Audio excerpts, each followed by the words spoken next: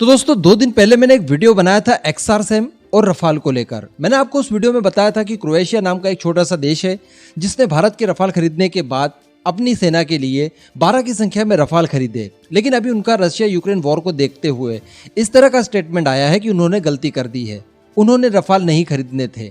इसी के साथ साथ उन्होंने ये भी कहा कि इसके बजाय हम लोग कोई अच्छे से एयर डिफेंस सिस्टम खरीदते इतने ही बजट में, और साथ ही इसके अलावा अटैक ड्रोन्स खरीदते तो कहीं ना कहीं उनके लिए ज़्यादा अच्छी परिस्थितियां बनती। तो मैंने आपको कहा था कि भारत के लिए भी ये कहीं ना कहीं एक सीख है, भारत ने भी इस तरह की चीज़ें थोड़ी बहुत करनी चाहिए, क्योंकि भारत ने इस समय केवल 36 रफाल लिए हैं और भारत को इस समय करना है टू फ्रंट वॉर। अभी यहाँ पर कुछ 25 लोगों के कमेंट आए थे जिन्होंने ये कहा कि हम लोग आपकी बात से सहमत नहीं है, यानी जो रफाल हमने खरीदे हैं वो अच्छे हैं, खरीदने चाहिए थे। तो आज मैं आपको एक्चुअली बताने वाला हूँ कि मैंने वहाँ पर क्या कहा था और एक्चुअली भारत की सेना के लिए क्या ज़्यादा ज़रूरी है, और एग्जैक्टली इसी मामले के ऊपर हमारे सीडीएस साहब स्वर्गीय बिपिन रावत जी ने क्या कहा था। ये सारी चीज़ें मैं आज आपको बताने वाला हूँ। एक्स्ट्रा नॉलेज ज़रूर मिलेगी आपको वीडियो एकदम एंड तक देखते हुए, बस चैनल को सब्सक्राइब जरूर कर दीजिएगा। तो दोस्तों इस वीडियो की एक क्लिप छोटी सी पहले आप देखिए, कुछ 1 सेकंड की है।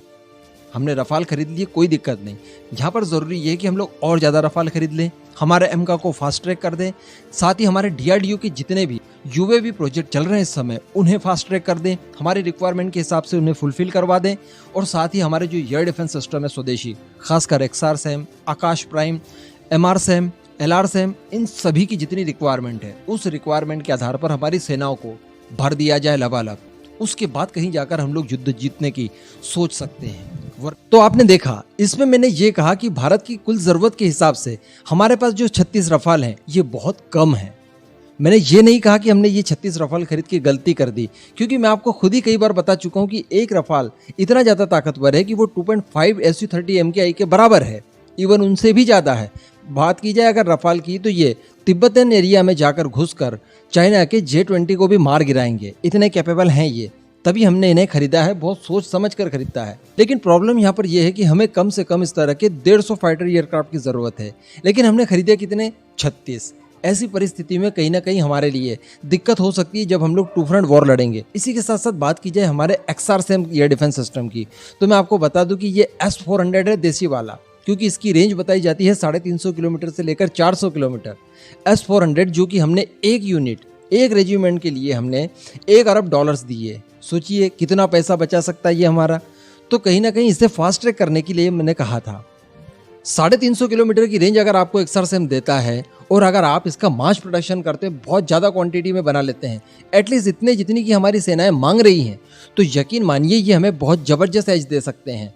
चाइना के 5th जनरेशन के fighter aircraft J-20 actually so called 5th generation है, वो एक्चुअली है नहीं, दुनिया उसे नहीं मानती, केवल चाइना दावा करता है, यानी उन्हें हम लोग बड़ी आसानी से डिडक्ट कर पाएंगे, और अगर डिडक्ट कर लिया तो इंटरसेप्ट भी कर देंगे इसी XR-SAM के बदौलत, क्योंकि बाकी हमारी रिक्वायरमेंट को फुलफिल करने के लिए हम लोग और ज़्यादा S-400 या S-500 तो खरीद नहीं सकते, बहुत महंगे पड़ जाएंगे, सैंक्शंस का डर होगा। इस वजह से हमने XR-SAM खरीदने चाहिए। एयर डिफेंस सिस्टम इस समय यकीनन बड़ी कमाल की चीज़ साबित हो रहे हैं। इससे पहले हम लोगों ने इजराइल और गाजा के बीच में कॉन्फ्लिक्ट देखा, वहां पर भी आयरन डोम ने अच्छा प्रदर्शन किया। इसी के साथ साथ अभी की बात की जाए रशिया यूक्रेन की, तो दोनों के पास एक ही ओरिजिन की एयर डिफेंस सिस्टम है, सोवियत यूनियन वाले, और दोनों ही तरफ वो अच्छा परफॉर्म भी कर रहे हैं। तो कहीं ना कहीं इसी तरह का परफॉर्मेंस हमें भी चाहिए। इसी के साथ साथ बात कर लेते हैं बिपिन रावत सर ने इस मामले को लेकर क्या कहा था। तो उन्होंने एक्चुअली एक कॉन्फ्रेंस के दौरान ये कहा था कि ठीक है, भारत की सेना के पास जरूरत के हिसाब से फाइटर एयरक्राफ्ट नहीं है, इस समय हमें और फाइटर एयरक्राफ्ट चाहिए। लेकिन अगर बात की जाए हमारे एयर डिफेंस सिस्टम की, तो ये कहीं ना कहीं हमारे फाइटर एयरक्राफ्ट की कमी को पूरा कर देते हैं।